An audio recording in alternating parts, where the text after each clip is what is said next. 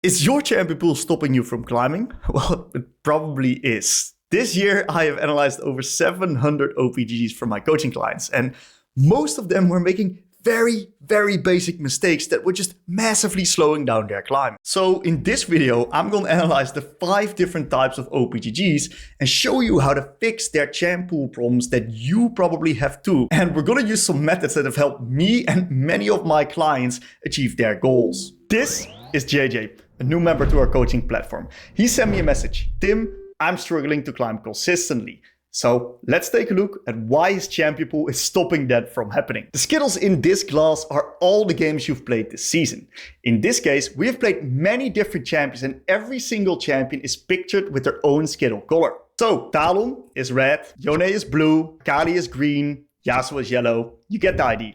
So each color of Skittle has a specific value depending on your success on your champions. So for example, the red one, Talon, gives us plus 3 LP per Skittle, but the blue one, Yone, loses us 4 LP per Skittle, while the green one, Akali, actually gains us 9 LP per Skittle. So for us to climb faster and more consistently, all we have to do is fill that same glass with more red and green Skittles and get rid of all of the rest. In other words, play more Talon and more Akali, less Yone and Yasuo, and we will instantly climb simply because we're just so much better on these champs. So JJ has been doing exactly that since I gave him that advice, and shocker, he's been winning more than he was before. This is Rhymes, an MLA member, and he asked me the question if he should swap champions because he's struggling pretty hard at the moment on Wei. Well, let's see if he should. Let's take a look. So we can clearly see that he's tried out a lot of different champs, and he's currently set on Wei, because for some context, that's his favorite champion. We see that he's gotten the reps in,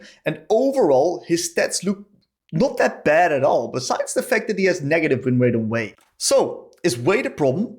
I don't think so. There's 2 things Rhymes can do. Firstly, he can bring Galio back into his pool to complement Wei to have an easier time to play out the draft. Another solution is that he can get coaching to improve his Weis, because stats-wise, his Wei actually doesn't look that bad. There's probably 1 or 2 small things missing that make him barely not good enough to win games consistently. Spoiler alert, he did get a session, got some massive learnings, and we're now gonna continue working on perfecting his Wei. If you want to work with me and many other professional coaches to speed up your climb and unlock your potential, check out the link in the description. This is Chase, and I'm gonna roast him a little bit because I've been giving him advice for a while now, but he hasn't listened to me yet. This OPGG is from someone that I would call a broken compass. A broken compass can't climb.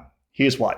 So we're going to start off with a good thing. He's actually been able to get the reps in, so there's no problem when it comes to the amount of games that we're playing. It's rather, what are we doing while we are playing the games? And we see that Chase is actually spreading himself a little bit thin, because he's been playing more than 5 different champions. Now this is almost impossible to climb with, but it gets worse because Chase has been doing this on all 3 different identities as well. He is playing a control mage, he is playing assassins, and he's playing a skirmisher in Swain. Besides that, one of these identities is clearly one that he doesn't click with, the assassins. So, how do we fix all this? Well, thankfully, there are 2 ways. Number 1, we all in on the assassin style, and we remove 1 of the 3 assassins to leave us with 2 champions total so that we can build some actual champion mastery. Another solution is that we stop playing the assassin style altogether and that we only play the Orianna plus Swain, and this will then net us the fastest results because we already click with this style of champions and we already have a good baseline of mastery on them. So this is Connor, a long-time member of our program. He's had his ups and downs, and at the moment he's not in the best position. So let's figure out how we can actually put him back on track. This is an OPGG that I see a lot with many of my clients, and I would call this the hidden OTP. We see that Connor has a very successful primary champion, and he also gets the reps in on that one. So how do we solve this type of pool? Well, we're gonna create that green skill. And we do that by choosing one of our champions that complements Orianna in this, because this is our red Skittle right here, and we need to create a green one. So Ari is the perfect example to create a green Skittle out of that. Now, how do we do that?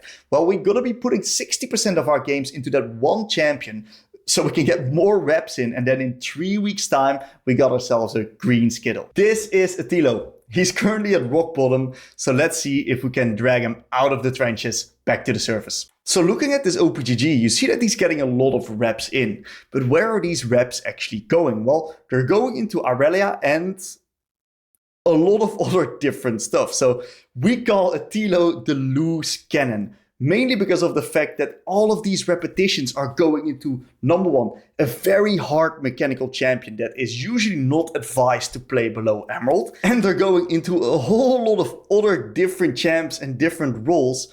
So where are we building the game fundamentals? Because most of the games that we're going to be putting into the Aurelia, we're actually going to be learning the champion instead of the game fundamentals. So by putting that many games in Aurelia and that many games in a lot of different roles and champs, we don't really get the opportunity to even learn the game fundamentals remotely, leading to big problems. First of all, we gotta get rid of this ultra mechanical champion. It seems like he's got a little bit of experience on Talia, so we can build upon that. It's a pretty good champ to learn the game fundamentals through. Maybe we can add an extra control mage. It's a little bit better in the isolated lane to learn lane a little bit better. And then stick to those two champs for a longer period of time, learning the game fundamentals through them. And that will put us in a good position, give it a few months after learning the game. So all of this information is fantastic to help you start climbing a little bit faster and fix your OPGG. But there's a big piece of the puzzle missing, and that's how do we actually create a good and solid champion pool for a longer period of time. Check out this video for that one.